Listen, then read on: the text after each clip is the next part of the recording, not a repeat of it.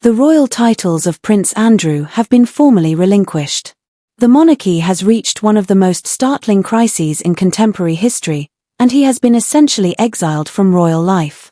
This isn't conjecture. It's unprecedented and confirmed. A senior royal who was born into wealth, influence, and a long lineage has just deprived himself of all that made him a king or queen. What then took place? Why now? And what does this portend for the future of the royal family? Let's dissect it. Across Britain, the news came like a thunderclap. Prince Andrew will no longer use any royal titles or honours, such as Duke of York, according to a palace statement. He's surrendering them all. His ceremonial roles, his patronages, and his military honours. Lost.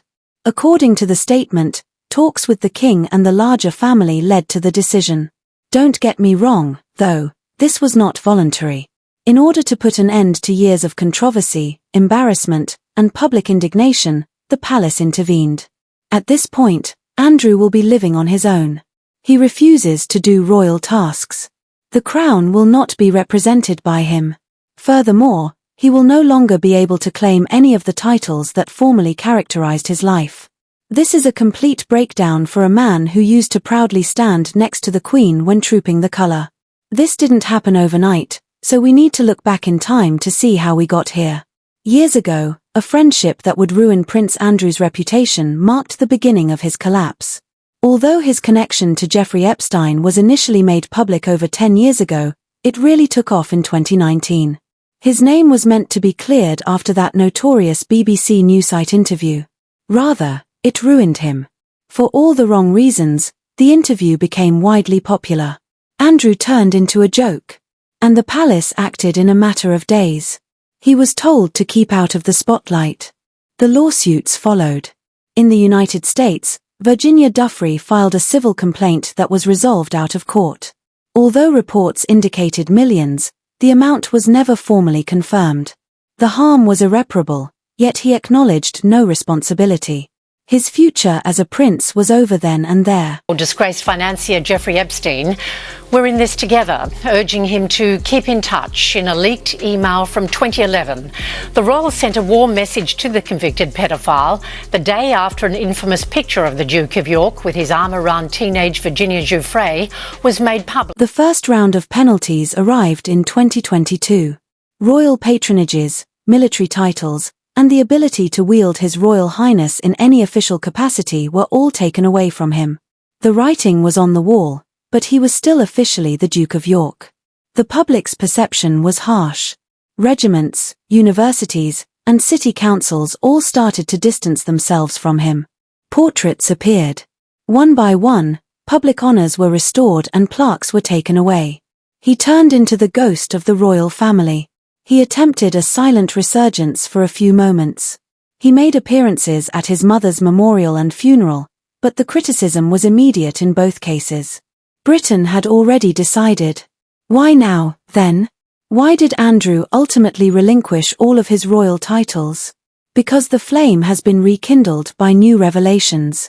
A number of stolen emails and papers that have come to light in recent weeks seem to indicate that Andrew maintained contact with the disgraced financier even after he claimed to have severed his relations. Records of meetings, old photos, and private communications seem to contradict years of denials.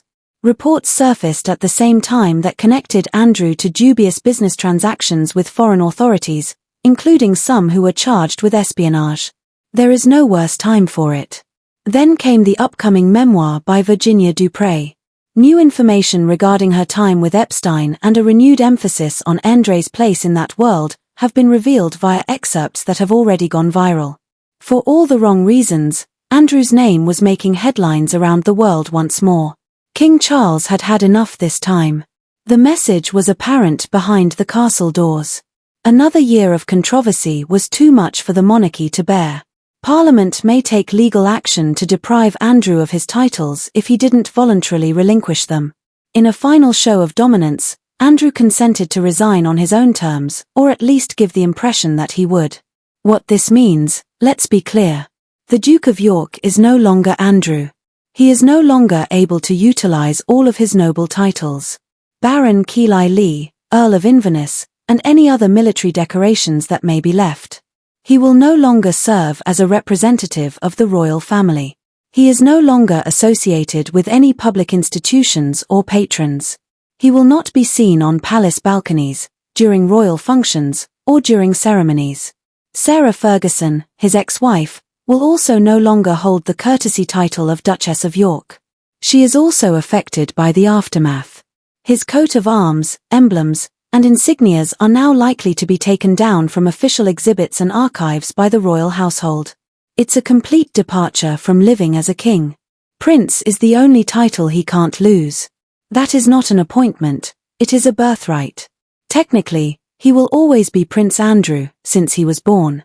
The palace may, nevertheless, choose to cease portraying him in this way in official documents. He might end up being just another private citizen, Andrew Windsor. Even the expectation that Charles will continue to live at his opulent Windsor estate home, Royal Lodge, is controversial. Rumor has it that if he stays, the monarch wants him to move discreetly to a smaller home and pay full market rent. Although it has been reduced, he might still have some personal security, and naturally, his daughters, Princess Beatrice and Princess Eugenie, are unaffected. They still hold full titles and are members of the royal family. The royal family's lack of response says a lot. This action was planned behind the scenes to preserve the monarchy's reputation.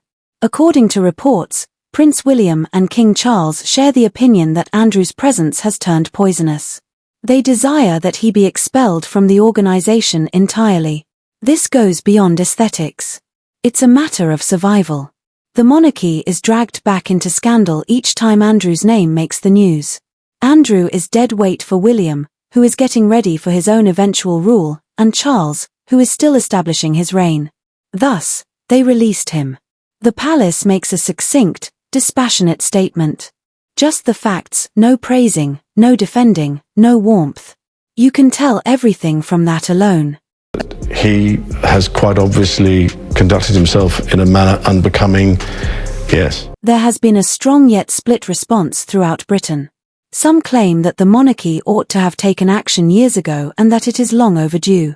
Some say it's too late, too little.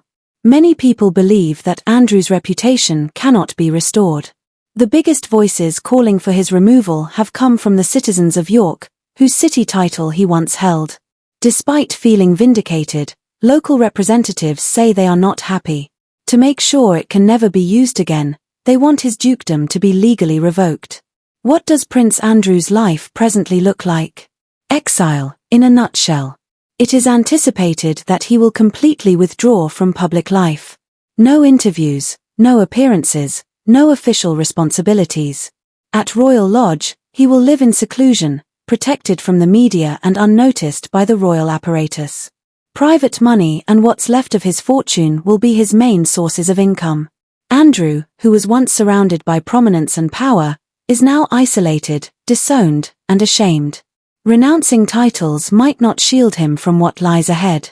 Investigations into financial ties, international transactions, and potential concealed settlements are reportedly still underway in the UK and worldwide. He will defend himself against any new litigation as a regular citizen without the protection of royal privilege. For a man who has never really been held accountable to the law, that is a terrible prospect. The palace believes that the crown itself will be protected by this act of surrender. They're setting a boundary by completely excluding Andrew. He is currently alone, but if additional evidence comes to light, that distinction may become hazy very soon. It will be crucial in the coming weeks. His duke could still be lawfully revoked by Parliament, guaranteeing that the title Duke of York would never be used again. His name will be subtly removed from history, archives, and honours lists by royal institutions. Buckingham Palace may make more announcements outlining his new position or just remain silent in an effort to let the tale die down. Do not be misled, though, this is not the end. Files, emails, and witnesses may still come to light. Concerns over his connections and finances remain unresolved. Additionally, a memoir that is scheduled for publication soon may contain even more secrets. Once the royal family is ready for the impact.